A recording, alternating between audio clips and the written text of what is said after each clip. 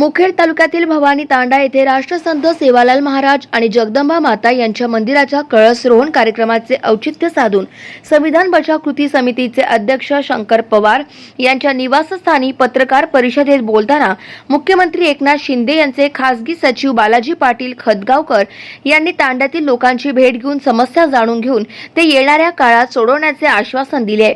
खदगावकर पुढे बोलताना म्हणाले की तांड्या वस्तीवरील वाडीवरील समस्या ह्या बिकट आहेत। आतापर्यंत सोडवण्याचा कोणीही प्रयत्न केला नसून रोजगार स्थलांतर, बेरोजगारी, पक्की घरे, तांड्यावरील लोकांचे आरोग्य, शिक्षण आणि वेगवेगळ्या शासकीय योजना यापासून बंजारासह अन्य समाज कोसो दूर राहिलाय।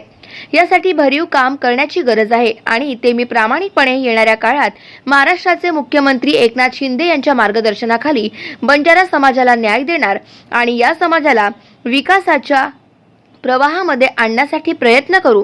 आणि माझे शिक्षण मुखेड तालुक्याच्या आश्रमशाळेत झाल्यामुळे माझी नाळ मुखेड वासियांशी जोडलेली आहे।